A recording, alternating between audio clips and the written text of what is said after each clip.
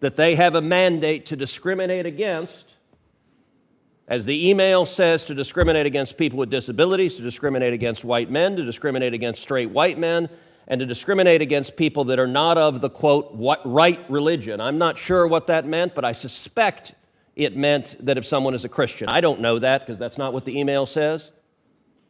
Are you aware these practices are happening at the State Department?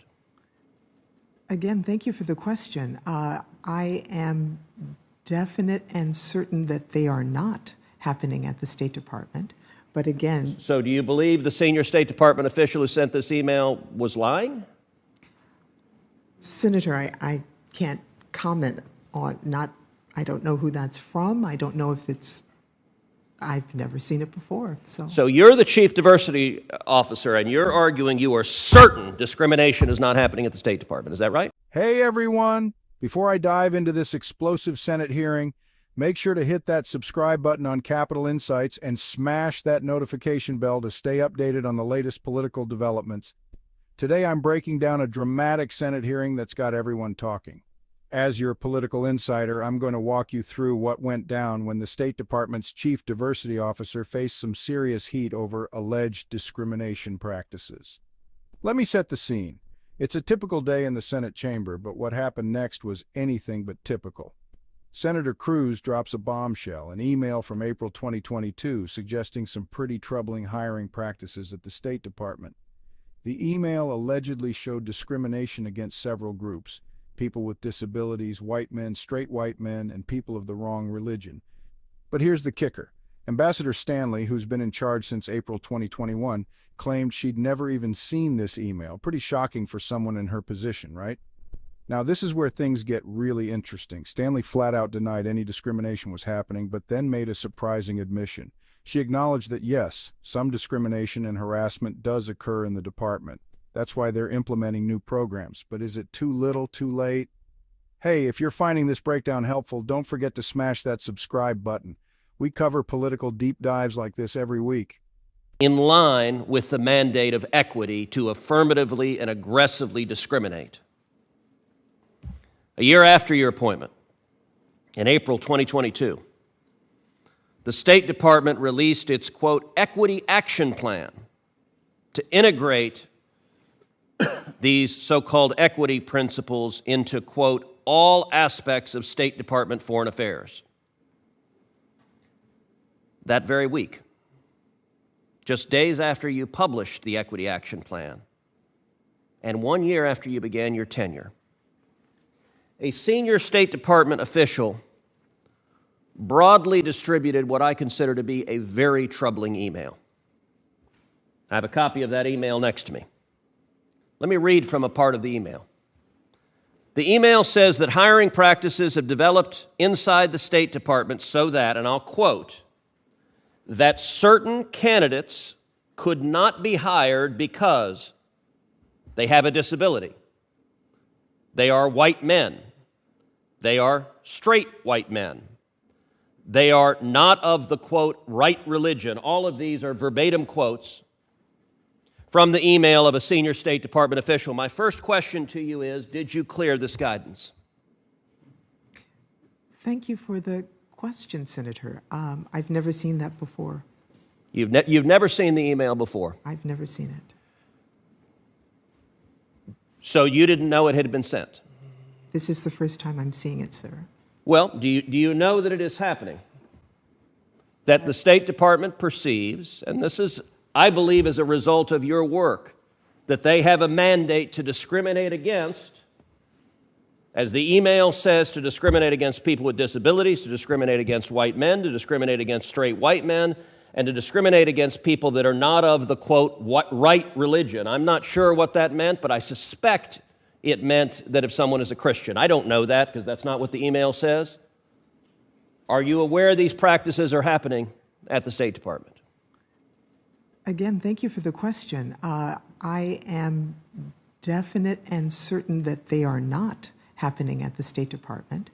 But again... So do you believe the senior State Department official who sent this email was lying? Senator, I can't comment on I don't know who that's from. I don't know if it's...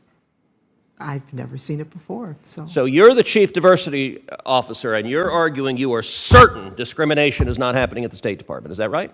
Is that what you're testifying? That's what you just said. I am saying that it is against the law, and we certainly are not overtly or on purpose breaking the law in the Department of State. Certainly, there are members of our organization who do discriminate, who do harass, who do bully, which is why we are trying to put in place programs to address it and to strengthen accountability for those who do indeed break the law. So you didn't clear this guidance, and after it was sent, you're testifying now that you remained unaware of it, so no one showed it to you. You were in the State Department for a year. You were empowered in your position in an unprecedented way. In your testimony, you talked about creating a DEIA data working group about hiring practices and a dedicated DEIA core precept. And your testimony is you didn't know that this discrimination was happening. My staff can transmit to you the exact header and the details of this email. Okay. But I have to say, Ambassador, I find it a little bit amazing that this discrimination is being reported to be ongoing in the administration and you are professing to be unaware of it. You know, I'm reminded from a line from the movie Office Space. What would you say you do around here? What is your job if not to stop discrimination? And unfortunately, I believe what your job in practice is encouraging this discrimination. This is a manifestation. You just said a minute ago in testimony, your hiring and promotion in the State Department will depend on complying with the edicts from your office.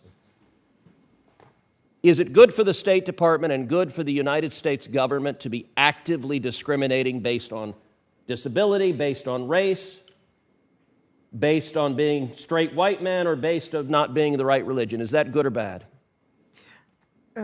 Senator, as I'm looking at the email, it does appear to me, and my eyesight is not great, that people have reported comments. That's certain candidates. So what it says is, unfortunately, over the past several months, a number of people have reported comments that certain candidates could not be hired because. Right. So these are employees at the State Department saying, we can't hire someone because, and here's what the email lists, they have a disability, they're white men, they're straight white men, or they're not of the right religion. Indeed. And so I would say comments does not at all say it is indeed happening. So what does all this mean? We've got a chief diversity officer who claims no knowledge of potentially discriminatory practices, a contentious debate over who qualifies as underserved, and more questions than answers about State Department initiatives. Let me know in the comments what you think about this situation. Is this just bureaucratic confusion, or is there something deeper going on here?